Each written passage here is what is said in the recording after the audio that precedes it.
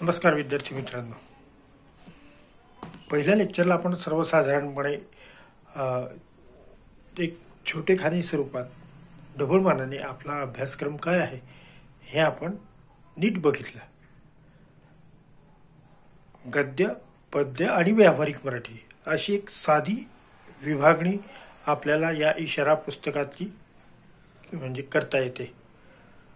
गद्यामध्ये जर तुम्ही बघितलं समजा तर महात्मा फुलेंवर एक लेख आहे, APJ अब्दुल कलामांचं एक भाषण आहे, समजा नरेंद्र दाभोळकर त्यांचा अंधश्रद्धेच्या संदर्भात चिंतन त्याच्यात आलेलं आहे. आंबेडकरांचा, डॉक्टर बाबासाहेब आंबेडकर यांचा स्त्रीविषयक दृष्टिकोन अतिशय वेगळ्या अशा पद्धतीने हा मांडण्यात आलेला आहे. डॉक्टर भगवान ठाकूर यांचा आहे. नंतर सरश्री यांचा एक लेख आहे की विचार विनिमय, पॉवर ऑफ हॅपी थॉट्स, हा एक धडा अभ्यासाला आहे. आणि आपले राष्ट्रीय महापाप म्हणून स्वामी विवेकानंद यांचं चिंतन आहे. सर्वसाधारणपणे या सगळ्या धड्यांकडे बघितलं तर आपल्याला असं लक्षात येतं की हे सगळे धडे हे ज्याला आपण गंभीर असे म्हणतो, गांभीर्यपूर्वक असे ते धडे तुम्हाला अभ्यासाला लावले गेलेले आहे. गंभीर हे याच्यासाठी म्हणतो की या धड्यांचा किंवा या पाठांचा जो आशय आहे समजा हा विचाराला जवळ जाणार आहे, आपल्याला विचार प्रवृत्त करणार आहे. त्या दृष्टीने या धड्यांचं महत्त्व आहे. अभंगवाणीमध्ये तुम्हाला 4 अभंग पद्यामध्ये अभ्यासाला आहेत. अनुवंदना म्हणून संत ज्ञानेश्वरांचा अभंग आहे, एक अनुवंदना म्हणजे प्रार्थना आहे. नंतर दुसरं जनाबाई महदाहीचा आणि तुकाराम, संत तुकाराम महाराज यांचे काही अभंग तुम्हाला आहे. महदाईचा ही महानुभव पंथीयांचं जे साहित्य होतं समजा, किंवा मग त्याच्यात त्या महदांबेने कविता लिहिलेल्या आहे. धवळे या नावाने ते प्रसिद्ध होते आणि या धवळ्यांना पहिली मराठी कविता असंही मानलं जातं. ते तुम्हाला धवळे अभ्यासाला आहे. श्रीकृष्णाचं वर्णन त्याच्यात आलेलं आहे. आणि व्यावहारिक मराठीमध्ये पत्रलेखनाचा भाग आहे. पत्रलेखन म्हणजे एरवी आपण जी पत्र लिहितो एकमेकांना ती औपचारिक असतात. काय म्हणते, हवा पाण्याची चौकशी असते, कुटुंबाची चौकशी असते, कुटुंबातील सदस्यांची चौकशी असते. ते झाले औपचारिक पत्र. आणि त्याच्यापेक्षा एक वेगळा पत्रव्यवहाराचा प्रकार आहे व्यावहारिक पत्र, जे वेगवेगळ्या प्रकारच्या सरकारी कार्यालयांमध्ये जी पत्र वापरली जातात, जे पत्रलेखन केलं जातं समजा, ते एका विशिष्ट उद्देशाने केलं जातं, त्याला व्यावहारिक पत्रलेखन असं म्हणतात. अर्थात या पत्रामध्ये हवा पाण्याच्या गप्पा नसतात. कलेक्टरला समजा आपण पत्र लिहिलं तर काय म्हणते तुमच्याकडची थंडी, काय म्हणते हवा, काढसा म्हणतं पाऊस, हे असल्या काही चौकशा आपण करत नाही. जे लिहायचं आहे ते अत्यंत मोजक्या, नेमक्या आणि स्पष्ट शब्दांमध्ये आपण ते लिहित असतो. म्हणजेच काय की इथे तुम्हाला जाणीवपूर्वक मराठी भाषेचा वापर करावा लागतो. तुम्हाला समजा महाविद्यालयातून TC हवी असेल समजा, तर तुम्हाला एक रीतसर अर्ज करावा लागतो. तो अर्ज करताना तुम्हाला त्या विषयाचं भान बाळगणं आवश्यक असतं. आपण कोणाला अर्ज लिहितो आहे आणि कशासाठी लिहितो आहे आणि आपल्याला नेमकं समोरच्या व्यक्तीशी काय काम आहे याचे स्पष्ट उल्लेख त्या पत्रात असणे आवश्यक असते. त्याला आपण व्यावहारिक पत्रलेखन असं म्हणतो. जे औपचारिक पत्रलेखन नसतं, घरगुती गप्पा तुम्हाला तिथे मारता येत नाही. तुम्हाला तिथे भाषा ही जाणीवपूर्वक वापरावी लागते आणि नेमकी वापरावी लागते. त्याला व्यावहारिक पत्रलेखन असं म्हणतात. त्या संदर्भातला तुम्हाला थोडंसं एक आर्टिकल तुम्हाला अभ्यासाला आहे. म्हणजे हा झाला तुमचा इशारा या पुस्तकातील 3 भागांचं विवेचन जर आपण बघितलं समजा तर आपल्याला या गोष्टी दिसतात.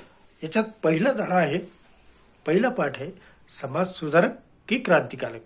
हा डॉक्टर भाल भोळे यांचा हा पाठ आहे, यांचा हा धडा आहे. हा एक वैचारिक लेख आहे. डॉक्टर भाल भोळे हे नामांकित राजकीय विचारवंत होते. मराठी साहित्यातले, मराठी भाषेतले म्हणा किंवा महाराष्ट्रातले किंबहुना भारतातले,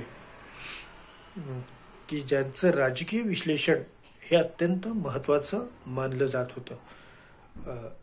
त्या डॉक्टर भाल भोळे यांनी जे नागपूर विद्यापीठामध्ये होते, गेल्या काही वर्षांपूर्वी नुकतंच त्यांचं निधन झालेलं आहे.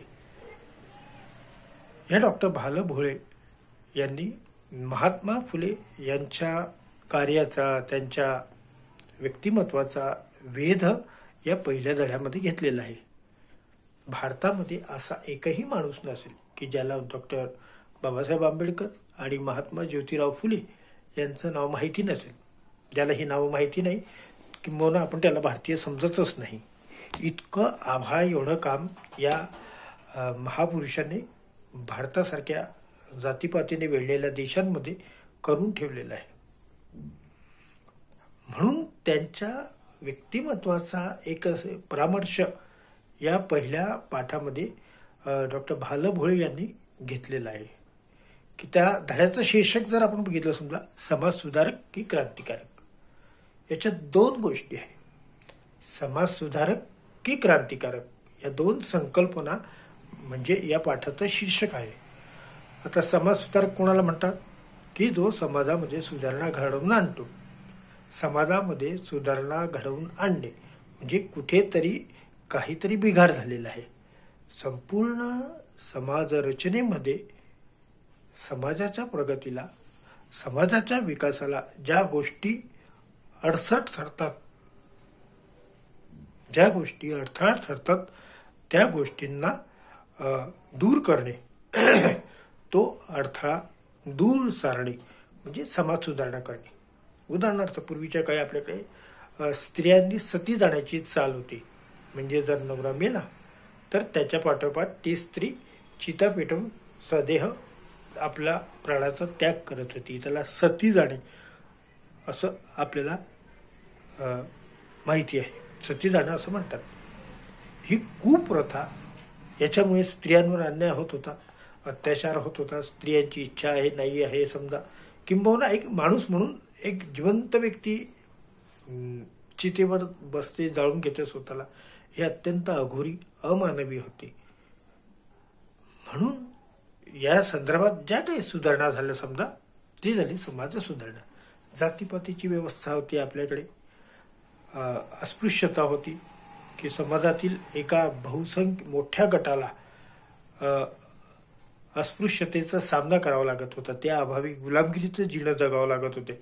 त्या संदर्भात अनेक लोकांनी त्या जातीप्रथेच्या विरोधात आवाज उठवला, म्हणजे समाज सुधारणा केली. समाजामध्ये ज्या संपूर्ण समाज हा आवाढव्य गोष्ट आहे. समाजामध्ये अनेक जितक्याच चांगल्या गोष्टी असतात तितक्याच वाईट गोष्टी असतात. त्या वाईट गोष्टींमुळे समाजाच्या प्रगतीला अडथळा निर्माण होत असतो. तो अडथळा दूर करणे म्हणजे समाज सुधारण्याचं काम करणे. मग महात्मा फुले तर हे समाज सुधारक होतेच. मग त्यांना समाज सुधारक की क्रांतिकारक असे का म्हटले असावे, हा प्रश्न आहे. बघा, या दोन गोष्टींमध्ये मूलभूत फरक आहे. समाज सुधारक म्हणजे काय आपण बघितलं की समाजामध्ये सुधारणा करणारा व्यक्ती, त्याला आपण समाज सुधारक असं म्हणतो. आणि दुसरं आहे की क्रांतिकारक. महात्मा फुले समाज सुधारक आहे की क्रांतिकारक आहेत? क्रांतिकारक, क्रांती हा शब्द आपण अनेक लहानपणापासून आपण ऐकत आलेलो आहे. क्रांती करणे म्हणजे समाजामध्ये, समाज व्यवस्थेमध्ये आमूलाग्र बदल घडवून आणणे म्हणजे क्रांती करणे. उदाहरणार्थ, औषधाची बाटली असते बघा,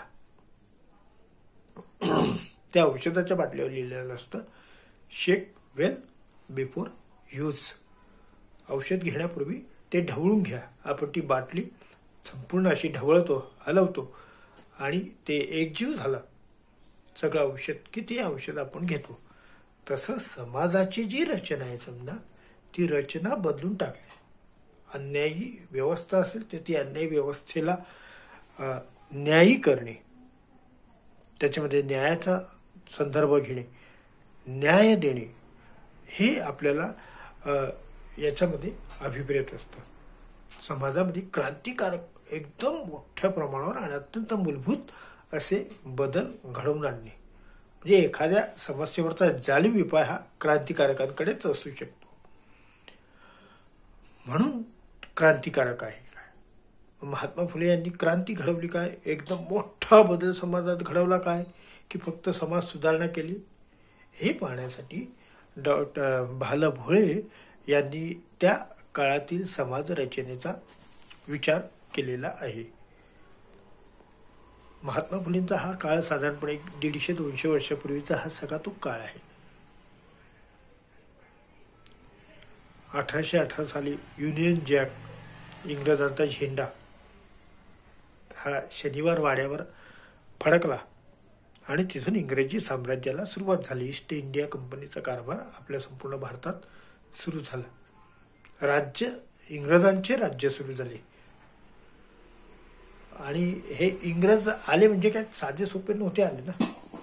त्यांना या संपूर्ण एवढा मोठा आवाढव्य देश की जो आपल्या पारंपरिक म्हणजे पद्धतीने जगणारा, जसं आपण आता महाविद्यालयीन शिक्षण घेतो तसं शिक्षण त्या काळात नव्हतं. जातीपातीला बांधलेला हा संपूर्ण समाज होता. प्रत्येक जातीला आपापल्या जातीनुरूप व्यवसाय करावे लागत होते आणि आपली उपजीविका चालवावी लागत होती. समाजामध्ये अस्पृश्यता होती, धर्माचं प्राबल्य होतं, धर्मनिष्ठा बोकाळलेली होती आणि असा तो सगळा समाज होता. साधिक शिक्षण नसल्यामुळे रूढ अर्थाने अंधश्रद्धा, अज्ञान, दारिद्र्य ह्या सगळ्या गोष्टी आपोआप त्या समाजाचा जीवनशैलीचा एक भाग झाल्या होत्या. मग हा जो समाज होता समजा, या समाजामध्ये काही सुधारणा घडवून आणण्यासाठी काही गोष्टी आवश्यक होत्या. उदाहरणार्थ इंग्रजांना एवढा मोठा अवाढव्य देश चालवायचा होता तर त्यांना आपलं काम करण्यासाठी कारकून पाहिजे होते. म्हणून त्यांनी शिक्षण सुरू केलं. आणि हे जे शिक्षण सुरू केलं समजा, या शिक्षणाचा उद्देश काय त्यांना आपल्याला शहाणं करणं असा मुळीच नव्हता. त्यांचा उद्देशच होता की आपला संपूर्ण हा राज्यकारभार सुरळीत चालण्यासाठी एतद्देशीय ज्याला म्हणतो आपण, इथल्या देशात राहणाऱ्या लोकांची त्यांना गरज होती की जेणेकरून ते आपला कारभार त्यांच्या पद्धतीने आपल्याला नीट हाकता येईल. म्हणून इंग्रजी शिक्षणाची सुरुवात इंग्रजांनी केली. ती काय त्यांना आपल्याला इंग्रजी शिकवण्यासाठी वगैरे काय नाही, त्यांना स्वतःच्या स्वार्थासाठी त्यांनी इंग्रजी शिक्षणाची सुरुवात आपल्याकडे भारतामध्ये सुरू केलेली आपल्याला दिसून येते. मग ह्या इंग्रजी शिक्षण ज्या पिढीने पहिल्यांदा घेतलं समजा, पहिल्या दुसऱ्या पिढीमध्ये महात्मा फुलेंवरही त्या इंग्रजी शिक्षणाचा संस्कार झाला होता आणि इंग्रजीच्या माध्यमातून जगभरच्या विचारवंतांशी, इतिहासाशी, राजकीय परिस्थितीशी त्यांचा संबंध आला.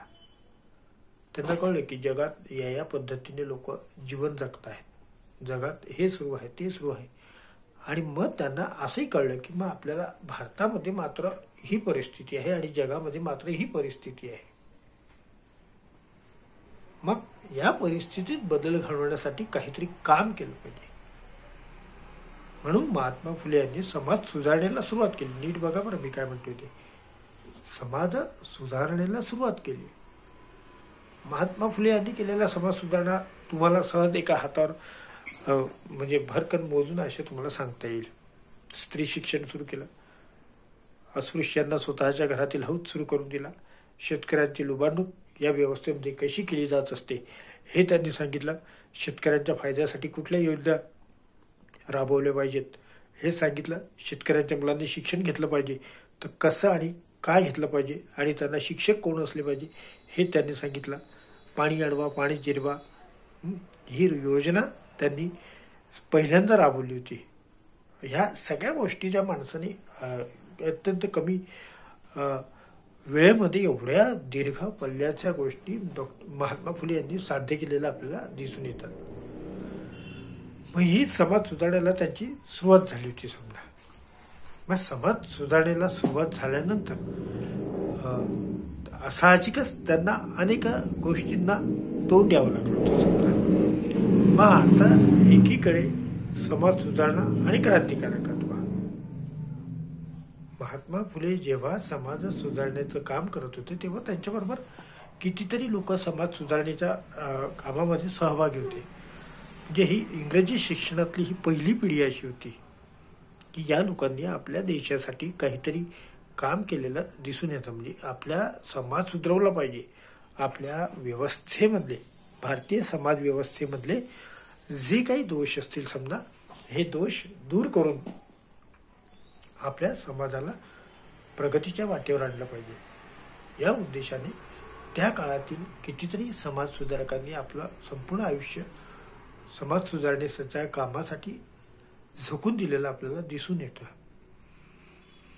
आणि हे सगळ्यात सुधारकांचं सगळ्यात मोठं काय वैशिष्ट्य होतं समजा, की हे सुधारणेचा जो काही विचार त्यांचा होता समजा, हे ते त्यांनी पुस्तकातून मांडला. सुधारणेचा विचार त्यांनी वर्तमानपत्रातून मांडला. सुधारणेचा विचार त्यांनी नियतकालिकांमधून मांडला होता. त्यांच्यासाठी एक शब्द वापरलेला की यांना बोलके सुधारक म्हणत होते. हे या लोकांनी भारतीय समाज रचनेमध्ये दोष, एवढे दोष आहेत 1, 2, 3, 4, 5, या दोषांना दूर करण्यासाठी हे काम केलं पाहिजे. 1, 2, 3, 4, 5 त्याच्यावरचे उपाय, असं त्यांनी नियतकालिकांमधून लिहिलं होतं.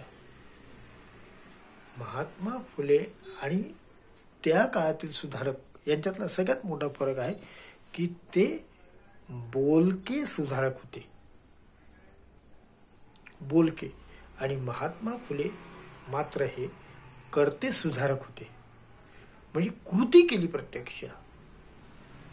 केश वपनाची पद्धत त्या काळामध्ये, केश वपन म्हणजे नवरा मेल्यावर स्त्री विधवा झाली समजा की तिचे ते डोईवरचे केस भादरून टाकायचे, विद्रूप करून टाकायचे, सगळे केस रचना ही काढून टाकायची. म्हणजे केश वपन त्याची ती चाल होती. महात्मा फुले यांनी केश वपन हे वाईट आहे हे तर सांगितलंच, पण त्यांनी सगळ्यात मोठी अभिनव गोष्टी कुठल्या केली असेल समजा, तर त्या काळातील नाभिकांची संघटना महात्मा फुले यांनी बांधली. आणि त्या सगळ्या नाभिक बंधूंकडून त्यांनी असं वचन घेतलं की आजपासून आम्ही कुठल्याही स्त्रीच्या डोईवरचे केस भादरणार नाही. केश वपनाला हा विरोध आहे. म्हणजे आता कटिंग करणारच कोणी नाही राहिला, केस कापणारच कोणी नाही राहिला, तर काय म्हणजे मुळापासून ती समस्या त्यांनी दूर करायचा प्रयत्न केलेला आपल्याला दिसून येतो. अस्पृश्यांना पूर्वीच्या काही तुम्हाला माहिती आहे की पाणी जर असेल समजा गावामध्ये, पूर्वीच्या काही सार्वजनिक पाणवठा होता. आजच्या काळातल्यासारखे नळ घराघरात नव्हते, गल्ल्या गल्ल्यांमध्ये ते नळ नव्हते. कुठेतरी एके ठिकाणी पाणी असायचं, विहीर असायची सार्वजनिक, आणि त्या विहिरीवरून संपूर्ण गाव हे पिण्याचं पाणी वापरत होते. महात्मा फुले यांनी एक गोष्ट त्यांच्या लक्षात आली की इथे दलितांना, अस्पृश्य समाजाला पिण्याच्या पाण्याचा म्हणजे त्या विहिरीवर जाऊन ते पाणी शेंदण्याचा, ते पाणी वापरण्याचा अधिकार नाही आहे. समजा एखादी गरीब माऊली गेली विहिरीवर आणि ती तिथे थांबली, मग कुठल्या तरी एखाद्या माऊलीला जी पाणी भरते आहे समजा अस्पृश्य समाजातली आहे, तिला दया येईल, ती पाणी काढेल, मग या बाईला पाणी देईल, तेव्हा त्या बाईला पाणी मिळेल. पण तिला स्वतः जाऊन विहिरीतून पाणी काढायचा हक्क नव्हता, अधिकार नव्हता. महात्मा फुले यांनी आपली भिडेबागेतली विहीर, पाण्याची विहीर ही स्वतः अस्पृश्यांसाठी खुली करून दिला. आपला हौद सार्वजनिक केला, पाण्याचा हौद सगळ्या लोकांसाठी मोकळा केला होता. आणि हे त्या काळामध्ये अत्यंत मोठी गोष्ट होती, कारण त्या काळामध्ये अस्पृश्यांची सावली पडली आपल्या अंगावर तरी लोक विटाळ मानत होते. या सगळ्या काळामध्ये महात्मा फुले यांनी की याला विरोध केला. अस्पृश्यांना त्यांनी संपूर्ण विहीर खुली करून दिली. केवढं मोठं काम हे, संपूर्ण 150-200 वर्षापूर्वीचा जर आपण विचार केला समजा, त्या काळातील परिस्थिती पाहता हे अत्यंत क्रांतिकारक होतं. इट्स अ ड्रास्टिक चेंज असं आपण ज्याला म्हणतो की ड्रास्टिक चेंज, नाही एकदम आमूलाग्र बदल. हा एवढा मोठा बदल महात्मा फुले यांनी घडवून आणला होता. म्हणजे खुद्द अस्पृश्य प्रश्नच नाही ना, अस्पृश्यांना सार्वजनिक पाण्याचा हौद सुरू करून दिला तर प्रश्नच नाही ना. ते आपलं हिंदीत म्हणतो की न बजेगा बास न बजेगी बासरी, न रहेगा बास न बजेगी बासरी, तशा पद्धतीचं म्हणजे समस्या संपवायची आहे.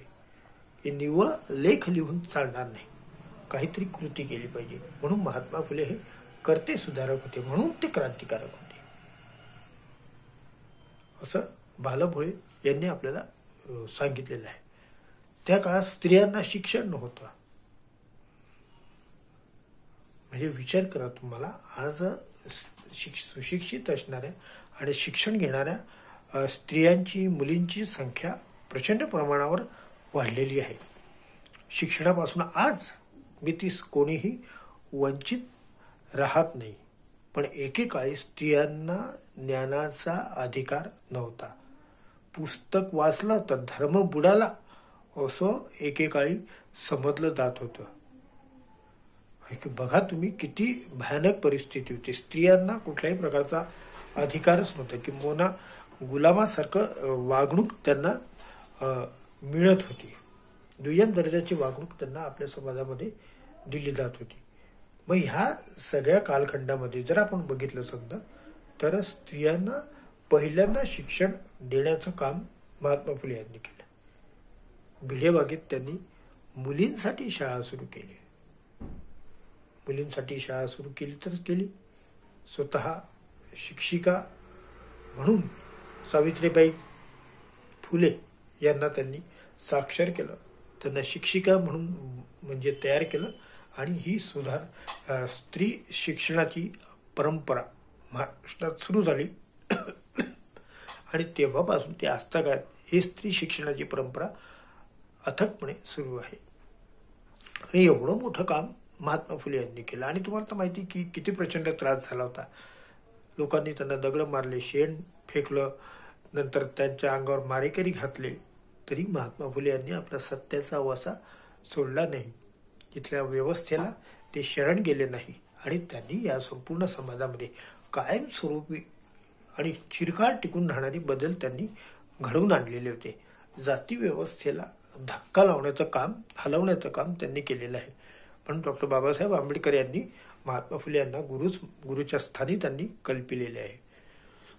एवढं मोठं काम महात्मा फुले यांनी केलेलं आपल्याला दिसून येतं. म्हणून त्या अर्थाने ते क्रांतिकारक होते. म्हणजे समाज सुधारक तर त्या काळात होतेच, पण त्याहीपेक्षा क्रांतिकारक का, तर त्यांनी सुधारणा केल्या. आणि सुधारणा करण्यासाठी त्यांनी म्हणजे सगळ्या प्रकारच्या हाल अपेष्टा सोसल्या. आपल्या निश्चयापासून ते ढळले नाही. आणि त्यांनी ही संपूर्ण समाजामध्ये आपल्याला सुविधा अस्तित्वात आणलेली आपल्याला दिसून येते. म्हणजेच काय की हा सगळ्या महात्मा फुलेंचा आधी जो समाज होता समजा, किंवा जे काही सुधारक होते ते वर्तमानपत्रातून लेख लिहायचे, समाज सुधारणेचा म्हणजे विचार मांडायचे. आणि त्याच्यामध्ये तुम्हाला वाटलं तर करा आणि करू नका असं होतं. ते स्वतः उतरून रस्त्यावर येऊन समाजामध्ये जाऊन त्यांनी सुधारणा केलेला नाही. कृतीशीलतेचा अभाव ज्याला आपण म्हणता येईल, की कृती त्या काळातल्या लोकांनी, समाज सुधारकांनी केलेली नव्हती. आणि साहजिकपणे या जेवढ्या अंधश्रद्धा आहे समजा, किंवा जेवढ्या कुप्रथा आहे समजा, त्या मस्तपैकी सुरू राहिल्या. हे लेख लिहिता का लिहू द्या यांना, लोक वाचतात, विसरून जातात. लोक काही स्वतःहून समाज सुधारायला येत नाही. महात्मा फुले यांनी या संपूर्ण याला छेद दिला. ते निव्वळ विचार व्यक्त करून चालणार नाही. प्रत्यक्ष समाजात गेलं पाहिजे, कृती केली पाहिजे आणि त्या कुप्रथेला च्या विरोधात बंड केले पाहिजे. क्रांती या शब्दातच बंड आहे. बंड हा अर्थ आहे. बंड म्हणजे प्रचलित व्यवस्थेच्या विरोधात उठाव करणे. प्रचलित व्यवस्था जाती व्यवस्थेला महत्त्व देणारी होती. महात्मा फुले यांनी त्याला विरोध केला, त्याविषयी विद्रोह पत्करला की हे चुकीचं आहे आणि ही कुप्रथा बंदच झाली पाहिजे. आज आपल्याला जाती व्यवस्था ही आता काही कोणी पाहताना दिसत नाही.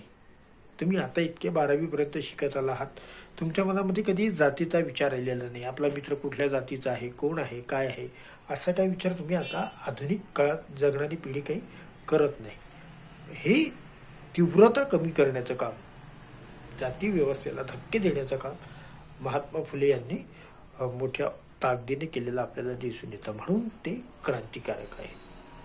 समाज सुधारक तर आहेच, पण त्याहीपेक्षा पुढे जाऊन समाज सुधारक म्हणजे त्यांच्या काळातल्या समाज सुधारकांसारखे ते सुधारक नव्हते, तर ते कर्ते सुधारक होते. म्हणून ते पुढे जाऊन 2 पावलं पुढे जाऊन त्यांनी ते काम केलेलं आहे. बरं, प्रत्येक गोष्टीचा, आता तुम्ही विज्ञानाचे विद्यार्थी आहात, की प्रत्येक गोष्टीची त्यांनी कार्यकारण मीमांसा केलेली आहे. म्हणजे का शिक्षण नाही, प्रत्येक गोष्टीचं त्यांनी कारण शोधून काढलेलं आहे आणि त्या संदर्भात त्यांनी तर्क आपल्याला मांडलेले दिसून येत असतात. म्हणजे तर्कदृष्टीला त्यांनी प्राधान्य दिलेलं दिसून येतं. एवढं सगळं काम महात्मा फुले यांनी केलेलं आपल्याला दिसून येत असतं समजा. आणि हे कशासाठी होतं? त्यांना काही कोणी पैसे देणार होतं? त्यांना काही कोणी बक्षीस देणार होतं? तर नाही.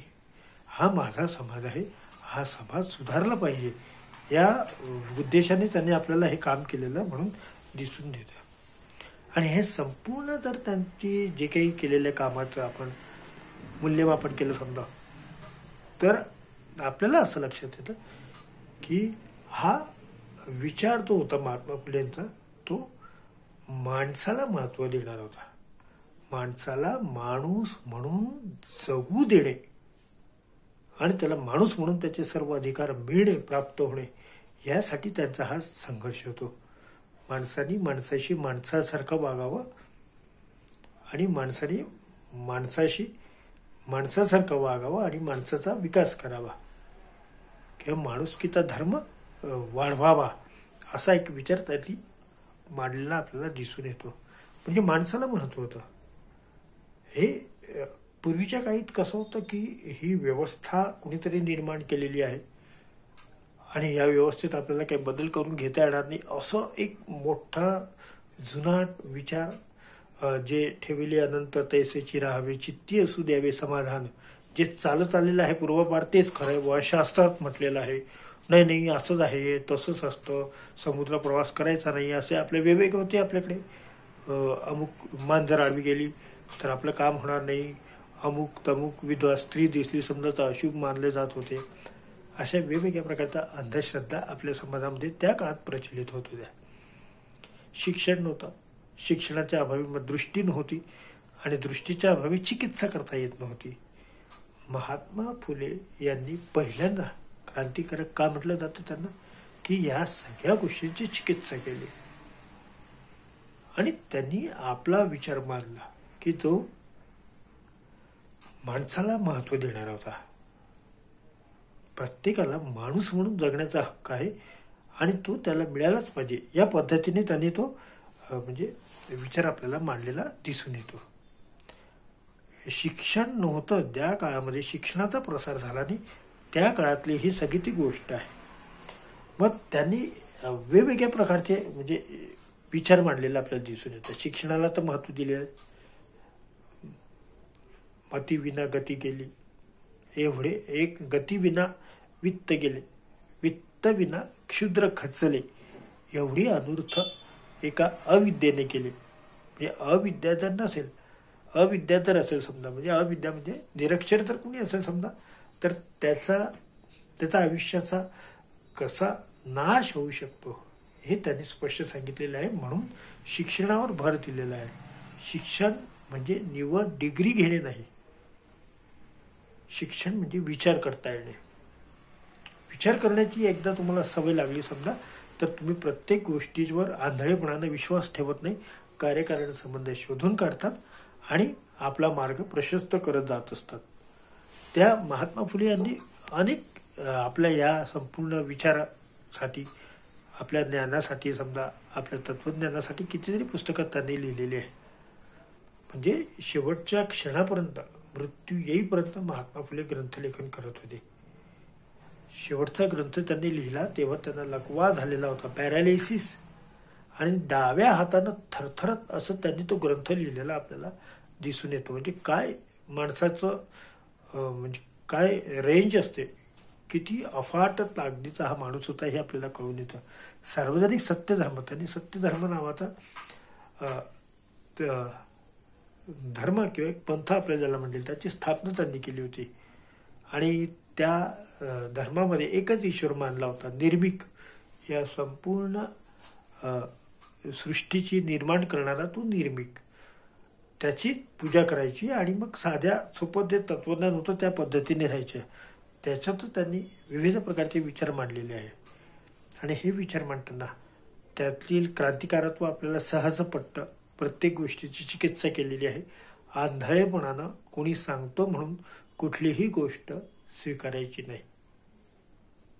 आपल्या विचाराच्या पातळीवर जे टिकेल, जे खरं आहे, त्याच गोष्टीला स्वीकारायचं असं त्यांनी सांगितलेलं आहे. इहवादाचे ते पहिले पुरस्कर्ते होते. इहवाद म्हणजे जे इथे आहे, माझ्या अवतीभोवती, माझ्या समोर जे काही दिसत आहे ते खरं विश्व आहे. That is the fact. हे सत्य आहे. याच्या पाठीमागे, याच्या पलीकडे मला काही माहिती नाही. याचा त्यांनी पुरस्कार केलेला आपल्याला दिसून येतो.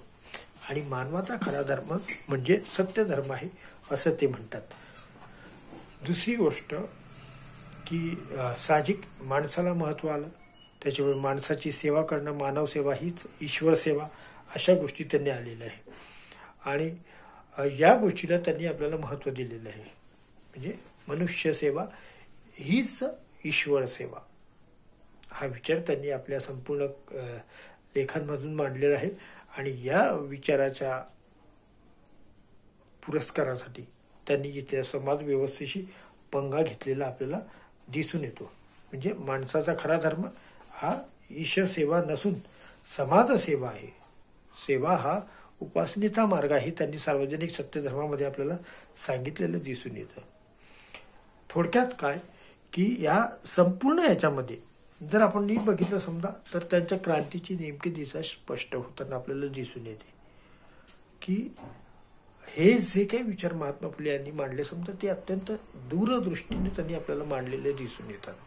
म्हणजे अजूनही आता 150 वर्ष होऊनही त्यांच्या विचारांची ताकद आपल्याला कमी झालेली दिसत नाही. आज समाजामध्ये जे काही खेळीमेळीचं वातावरण आहे, सगळ्या जाती धर्माची माणसं एकमेकांशी गुण्यागोविंदाने नांदतात. समजा जाती धर्माचा विचार न करता एकमेकांशी त्यांचा संपर्क आहे समजा, हे सगळं श्रेय महात्मा फुले यांच्या क्रांतिकारी विचारांचं आहे असं आपल्याला म्हणता येतं. म्हणजे हा त्यांचा बुद्धिमत्तेचा आपल्याला एक प्रकाश, बुद्धिमत्तेचा प्रकाश आपल्या संपूर्ण समाजामध्ये पडलेला आहे.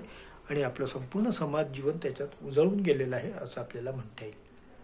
म्हणून महात्मा फुले समाज सुधारक की क्रांतिकारक, तर ते क्रांतिकारक होते. क्रांतिकारक का होते की त्यांनी समाजामध्ये मूलभूत बदल घडवून आणले की ज्याची परिणाम हे खूप दूरपर्यंत, कितीतरी काळापर्यंत त्याचे परिणाम आपल्याला जाणवत राहत आहेत. हे क्रांतिकारकत्व त्यांनी भालभोळे यांनी या पाठातून मांडलेलं आहे. साधारणपणे तुम्हाला या पाठावर एक 8 मार्कांचा वगैरे प्रश्न येत असतो. त्या प्रश्नामध्ये आपल्याला संपूर्ण असं म्हणता येतं की ते क्रांतिकारक का होते, किंवा त्यांना समाज सुधारक का म्हटले नाही, क्रांतिकारकच का म्हटले आहे, असं म्हणजे त्या पाठाचा आशय लिहिणं म्हणजे त्या प्रश्नाचं उत्तर लिहिणं आहे असं आपल्याला म्हणता येईल. म्हणजे पास होण्याच्या दृष्टीने बघितलं तर महात्मा फुले यांचं काम आपल्याला माहिती आहे. आणि त्यांनी ते काम करताना किती दूरदृष्टीचा विचार केला आणि किती महत्त्वाने लोकांना महत्त्व दिलं, माणसाला महत्त्व दिलं आणि खऱ्या अर्थाने समाज सुधारणा घडवून आणली, हे आपल्याला या पाठामध्ये नीट सांगता येईल. हा होता आपल्या या पहिल्या पाठाचा सराव विषय. धन्यवाद. थँक्यू.